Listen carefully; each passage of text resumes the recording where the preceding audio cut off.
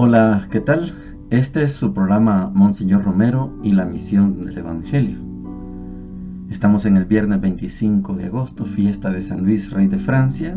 Para algunos, San Luis, Rey de Francia no es santo, para otros sí es un santo.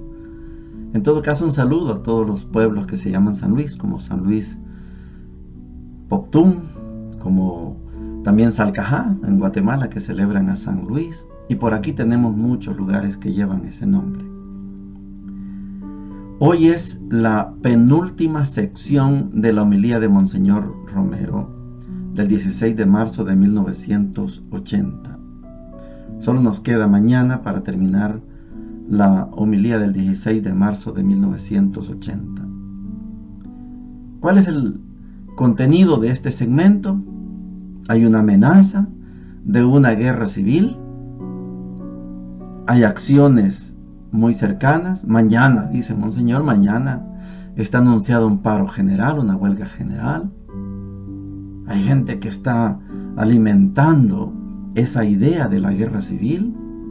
Y yo escogí una frase para hoy que tiene que ver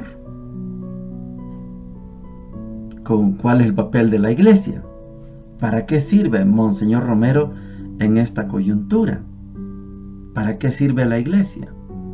Monseñor hace sendos llamados a los participantes, a los protagonistas, y él sabe, está firme, está seguro de que hay solución. No todo está perdido. Oigamos la frase sobre la postura de la Iglesia, la postura del arzobispo. Dice lo siguiente: ¿qué se puede pedir, hermanos, en esta situación? El ambiente que hemos tratado de mantener en esta homilía es la reconciliación. Soy un ministro de esa Iglesia de la reconciliación, y a este propósito me alegró mucho una sugerencia que me llegó. La Iglesia no solo debe denunciar, sino que debe de anunciar también una esperanza. Y me sugería como una esperanza la coincidencia con otras opiniones, la opinión de la Iglesia. Y es por tanto la necesidad de abrir un diálogo sincero las diversas opiniones. Yo invito pues a que no se piense que la única solución es la violencia. Por eso hago un llamamiento al diálogo sincero, a la reconciliación en nombre de Dios, como lo hace San Pablo. Hasta aquí la frase. La Iglesia es reconciliación. Monseñor pertenece a esa Iglesia de la reconciliación. ¿Y qué más urgencia, qué más nos urge si no es la reconciliación? Recordemos que en tiempos de Monseñor Romero hay 3 proyectos en contienda: el proyecto del gobierno, el proyecto de la oligarquía y el proyecto revolucionario. ¿No es posible dialogar entre los 3? No, vamos a la guerra. Y fuimos a la guerra. Monseñor Romero pudo haber evitado esa guerra civil. Vivimos una guerra de 12 años. Las fuerzas oscuras prefirieron matar a Monseñor Romero. Si le hubieran hecho caso a Monseñor Romero, estoy seguro que no hubiera habido nunca una guerra que nos dejó 75,000, 90,000 muertos, cientos o miles de desplazados, miles de desaparecidos. No quisieron escuchar a Monseñor. Homilía 16 de marzo de 1980. Oigamos a Monseñor. Finalmente me preocupa que la carta menciona la amenaza de la guerra civil, poniendo como otra alternativa de la reforma del gobierno. Creo que se pueden dar otras alternativas, y yo quisiera decirle a todos mis queridos hermanos que no estemos tan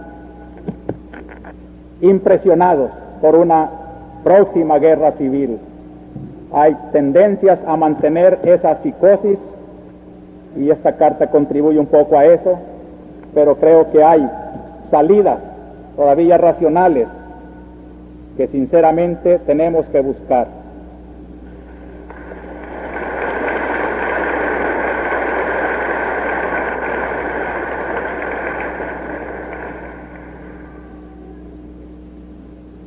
Mañana se anuncia un paro de labores. No voy a dar un juicio político sobre esto, ni voy a ser tampoco parcializado hacia la coordinadora, ni a ningún sector político. Lo que sí quiero decir que el objetivo de llamar la atención sobre la represión y de tratar de frenarla es un objetivo legítimo e importante, y le estamos gritando al gobierno que tiene que cesar la represión si se quieren quitar muchos malestares de nuestra sociedad. Y quiero suplicar también, en nombre de la Iglesia y del Evangelio, evitar por ambas partes que la jornada de mañana vaya a convertirse en un enfrentamiento sangriento o en una violencia que nos traiga mayores cosas de qué llorar. ¿Qué se puede pedir, hermanos, en esta situación? El ambiente que hemos tratado de mantener en esta homilía es la reconciliación. Soy un ministro de esa iglesia de la reconciliación. Y a este propósito me alegró mucho una sugerencia que me llegó. La iglesia no solo debe denunciar, sino que debe de anunciar también una esperanza.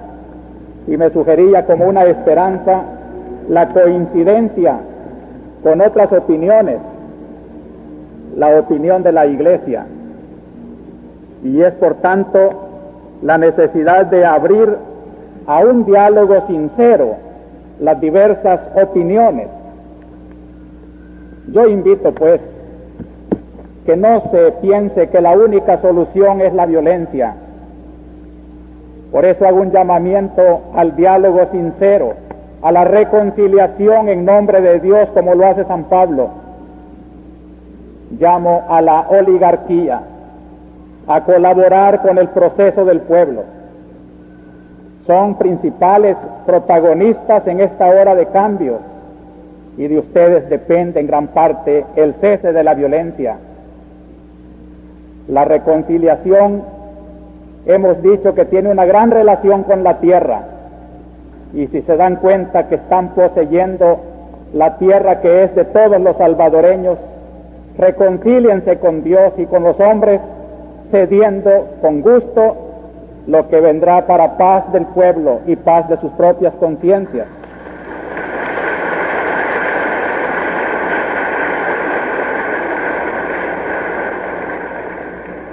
Al gobierno, allí miro yo dos sectores: los que tienen buena voluntad pero no pueden hacer lo que quieren, y los que no quieren y están en el poder y son responsables de la represión. A los unos les digo, hagan valer su poder, o valientemente confiesen si no pueden mandar, y desenmascaren a los que están haciendo gran mal al país bajo sus amparos.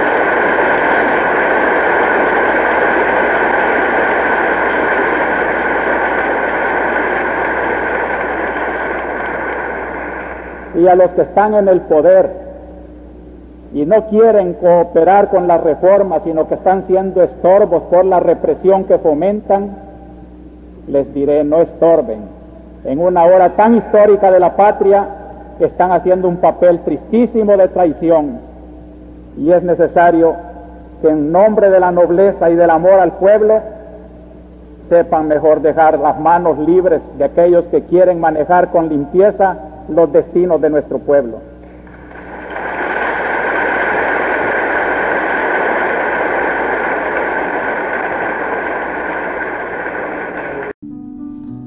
Llegamos a la sección de la palabra de Dios. Hemos terminado de hablar ayer con Jefté sobre el libro de los jueces.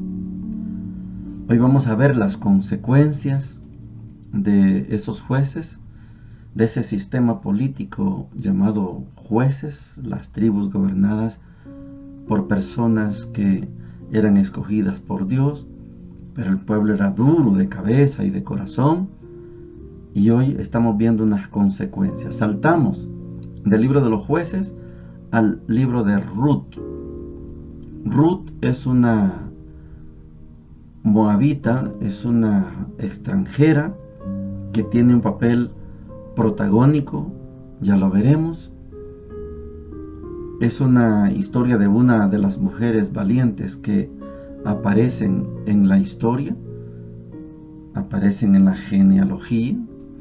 Ya van a ver ustedes mañana, vamos a ver de quién es mamá Ruth, ¿verdad? Y allí tenemos una gran consecuencia de cómo trabaja Dios. Basta con que cada uno y cada una transmita su experiencia de Dios y enamore a esas otras personas con ese testimonio de Dios, y la vida cambia. Oímos entonces del libro de Ruth, el capítulo 1, versículos del 1 al 22, y dice lo siguiente: En tiempo de los jueces hubo hambre en el país, y un hombre emigró con su mujer Noemí y sus 2 hijos desde Belén de Judá a la campiña de Moab. Elimelec, el marido de Noemí, murió, y quedaron con ella sus 2 hijos, que se casaron con 2 mujeres moabitas. Una se llamaba Orfa y la otra Ruth. Pero al cabo de 10 años de residir allí, murieron también los 2 hijos, y la mujer se quedó sin marido y sin hijos. Al enterarse de que el Señor había atendido a su pueblo dándole pan, Noemí, con sus 2 nueras, emprendió el camino de vuelta desde la campiña de Moab. Orfa se despidió de su suegra y volvió a su pueblo, mientras que Ruth se quedó con Noemí. Noemí le dijo: Mira, tu cuñada se ha vuelto a su pueblo y a su Dios. Vuélvete tú con ella. Pero Ruth contestó: No insistas en que te deje y me vuelva. Donde tú vayas, iré yo. Donde tú vivas, viviré yo. Tu pueblo será mi pueblo. Tu Dios será mi Dios. Así fue como Noemí, con su nuera Ruth, la moabita, volvió de la campiña de Moab. Empezaba la siega de la cebada cuando llegaron a Belén. Palabra de Dios. Te alabamos, Señor. Es una linda historia, déjeme decirle. Hay un celo en el Antiguo Testamento, hay un celo por la identidad de tribu. Yo pertenezco a la tribu de Leví y yo me voy a casar con una mujer de la tribu de Leví. Yo soy de la tribu X y me voy a casar con alguien de esa tribu. No me puedo casar con alguien de otra tribu. Pero aquí, por el hambre, Elimelec, junto con Noemí, buscan donde hay comida. Eso le pasó también a Jacob con sus hijos. No había comida ahí en Canaán y fueron a Egipto porque en Egipto había comida. Ellos, Elimelec y Noemí, se van a Moab. Es una tierra con la que ha estado peleando el pueblo de Israel, pero allá hay comida, aquí no hay comida. Yo busco Moab porque allá hay alimento. Elimelec y Noemí tienen 2 hijos. No dice los nombres de los hijos, no viene al caso. Lo cierto es que muere Elimelec, mueren los dos hijos. Las mujeres no tienen hijos con los hijos de Noemí y Elimelec, y por lo tanto son mujeres libres. Orfá, habiendo muerto su marido, se va a su vida ordinaria, a la tribu de Moab, al pueblo de Moab. Lo maravilloso es que Noemí deja en libertad a Ruth.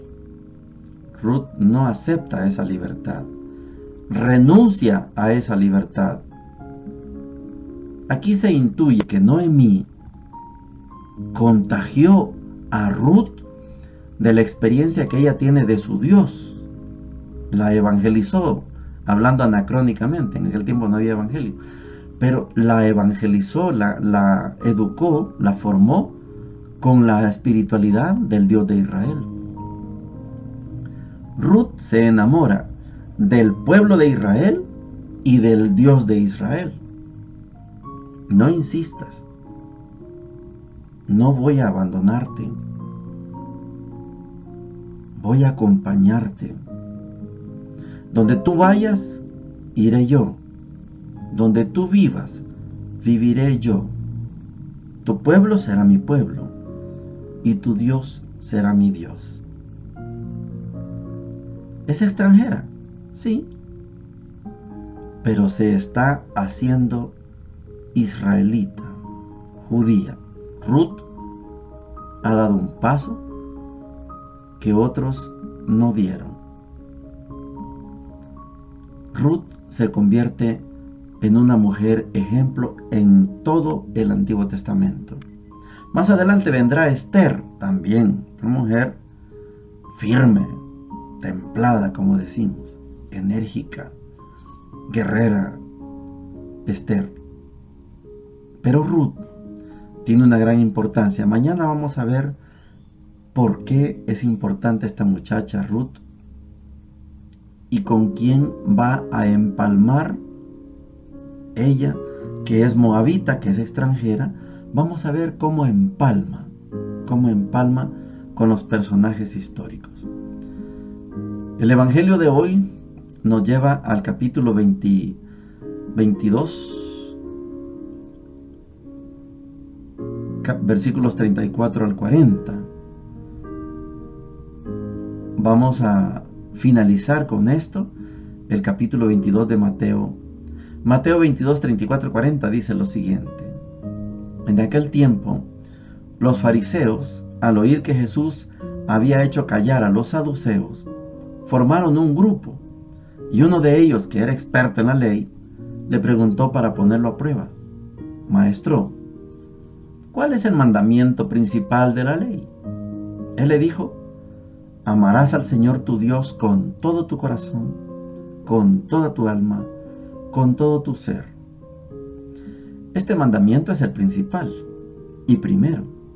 El segundo es semejante a él: amarás a tu prójimo como a ti mismo. Estos dos mandamientos sostienen la ley entera y los profetas. Palabra del Señor. Gloria y honor a ti, Señor Jesús. Da un poquito de tiempo quizá para explicar que en el tiempo de Jesús habían varios grupos. Estaban los fariseos, había saduceos, había esenios, había herodianos, habían celotes. Entonces, los saduceos, de los que habla hoy el capítulo 22, era una corriente religiosa que no creían en la resurrección. Recuerda que los saduceos vinieron a interrogar a Jesús. Y dicen: Maestro, habían 7 hermanos.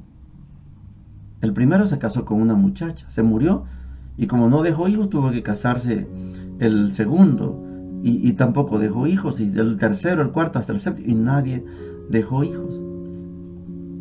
Cuando resuciten los muertos, ¿de quién va a ser esposa este si ha estado con los 7? Ellos no creen en la resurrección. Y Jesús inteligentemente les dice: en el reino de los cielos nadie se casa. Allá somos como ángeles. Les tapó la boca. Bueno, como le tapó la boca a los saduceos, vamos a mandarle ahora, nosotros que somos fariseos, le vamos a mandar un escriba, un experto en la Sagrada Escritura. Maestro, ven acá. ¿Qué deseas? Te hago una pregunta, maestro. ¿Cuál es el mandamiento más importante? ¿Cuál es el mandamiento principal de la ley? Los fariseos, el Sanedrín, había estructurado 613 leyes, 613 mandamientos. De los 613, Jesús, ¿cuál es el más importante? ¿Cuál es el principal? A ver si te sabes los 613. Y Jesús, con la sabiduría divina, responde: amarás al Señor, tu Dios, con toda tu alma, con todo tu corazón, con toda tu mente. Ese es el principal. Y el segundo es semejante. O sea, no hay un principal, hay dos principales: amar a Dios, amar al prójimo. Y no solo eso, es que de los 613 puede haber dos principales, hasta ahí estamos bien, pero significa que existen los 611, porque hay dos principales. No, el final no lo podemos dejar desapercibido. Estos dos mandamientos sostienen la ley entera y los profetas. La ley entera, los dos. Óigame, ¿y aquello de no te harás imágenes? Dos principales, amar a Dios, amar al prójimo, sostienen toda la ley entera.